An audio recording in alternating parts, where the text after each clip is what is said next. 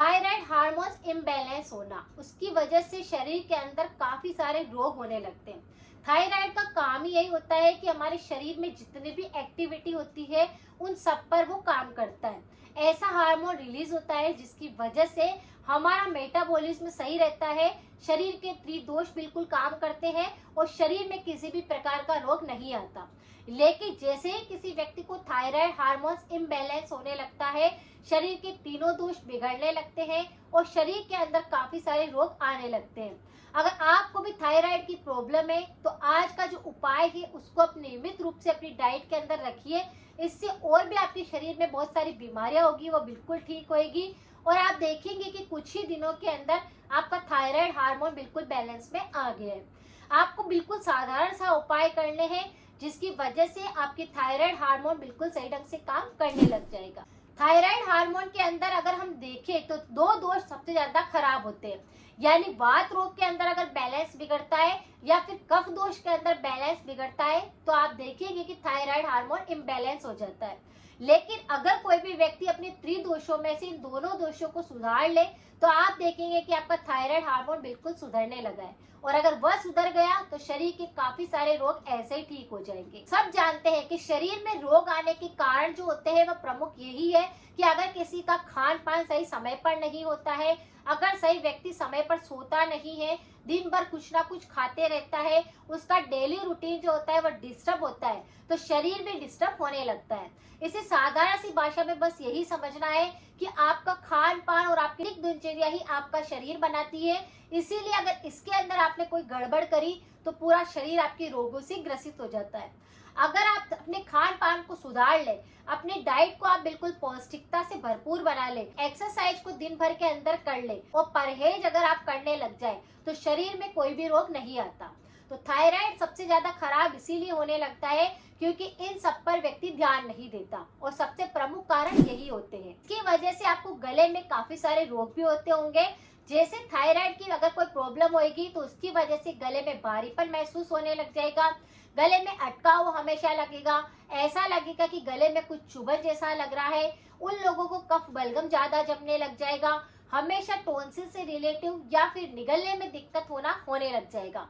तो ये सारा इस कारण से होता है कि अगर आपका थायराइड इम्बैलेंस होगा तो ये सारे लक्षण आपको दिखाई देंगे, जिसकी वजह से गले के आसपास में कुछ गिल्टी जैसा बनने लगता है, कुछ गठाने होने लगती है या फिर आपकी आवाज में काफी भारीपन आने लगता है।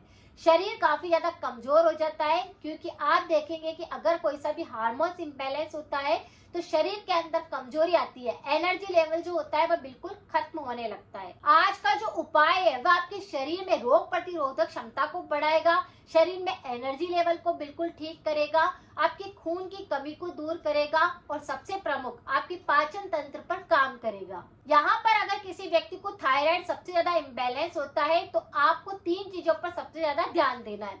एक, खाने के अंदर आपको एक चीज ऐसी है जिसको कि डेली खाना है, ये आपके अंदर से आपकी इम्यूनिटी को सुधारेगा, मेटाबॉलिज्म को सुधारेगा। उसी के साथ में गर्दन की आपको कुछ एक्सरसाइज करनी है जिसकी वजह से आपको इस प्रकार से गुठलियां बनती है या फिर गले के रोग होते हैं वह ना हो। और तीसरा, ऐसी चीज जो कि आप रोज खा सकते हैं, ये भी आपके अंदर जाकर आपके शरीर को बिल्कुल फिट करता है और थायराइड को बिल्कुल बैलेंस करता है। तो यहाँ पर दो चीजें तो है जो खाने की है और एक उपाय जो है वह आपको एक्सरसाइज वाला करना है। एक्सरसाइज वाला उपाय क्या है कि आपको सुबह सुबह या जब भी आपको टाइम मिलता है दिन भर के अंदर आपको गर्दन की एक्सरसाइज पर ध्यान देना है।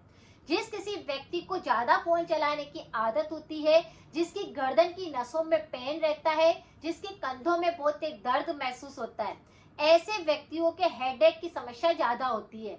ऐसे व्यक्तियों को गर्दन की एक्सरसाइज करते रहना चाहिए जिसकी वजह से आपकी गर्दन की नसों के अंदर अकड़न नहीं आए, सूजन ना आए, उनमें कोई खिंचाव ना हो और वह फिर हार्मोन्स इम्बैलेंस ना हो। अगर आप इस बात का ध्यान देते हैं तो आपके थायराइड हार्मोन भी नहीं बिगड़ता, यानी उसको सुधारने के लिए आपको गर्दन की एक्सरसाइज जरूर करनी होगी। उसके लिए आपको क्या करना है, गर्दन को बिल्कुल हल्के हल्के से गोल गोल घुमाना है, साइड में इधर घुमाना है, इधर घुमाना है। इस तरह की छोटे मोटे से एक्सरसाइज आपको गर्दन की करनी है, यानी घुमाने का जो प्रक्रिया होती है वह आपको पूरी गर्दन की करनी है। जिससे पूरी गर्दन के अंदर ब्लड सर्कुलेशन सही ढंग से चलने लग जाए और हार्मोन्स पूरी तरह से डिस्टर्ब हुआ होगा वह बिल्कुल सही होने लग जाए। और दूसरा आपको क्या करना है, थोड़ा सा अखरोट का तेल, तिल का तेल या फिर कोकोनट का ऑयल लेकर के अपने हाथों पर इस तरह से लगा करके अपने गर्दन पर इस तरह से आपको मसाज देना है। ये सिर्फ 2 से 5 मिनट भी अगर आप करते हैं तो आपके थायराइड हार्मोन जो यहाँ पर होता है वह बिल्कुल ग्रंथि सही ढंग से काम करने लगती है और सारे हार्मोन सही ढंग से रिलीज होने लगते हैं, जिसकी वजह से आपका इम्यूनिटी सुधरता है, पाचन सुधरता है, गले के रोग सुधरते हैं और मेटाबॉलिज्म बिल्कुल सही ढंग से काम करने लगता है। तो इस तरह से रोज आप तेल की थोड़ी थोड़ी सी मसाज करके अपने थायराइड हार्मोन की आप मसाज करेंगे तो आप देखेंगे कि ये ग्रंथि सही ढंग से काम करने लगी है। पहला उपाय यही है, ये दिन भर के अंदर आप कभी भी कर सकते हैं। दूसरा उपाय आपको क्या करना है, रोजाना रात को 2 अखरोट पानी के अंदर भिगो करके रख देने हैं। सुबह सबसे पहले उठ करके उन 2 अखरोट को अच्छे से चबा चबा कर खाना है। अगर आपने अखरोट खाना शुरू कर दिया तो ये काफी सारी बीमारियों पर काम करता है। ये थायराइड को तो बिल्कुल ठीक करेगा, आपकी डायबिटीज की समस्या होगी उसको सही करेगा, पाचन तंत्र को स्ट्रॉन्ग बनाएगा, दिमाग को मजबूत बनाएगा, शरीर को मजबूत बनाएगा, शरीर की कमजोरी को खत्म करेगा।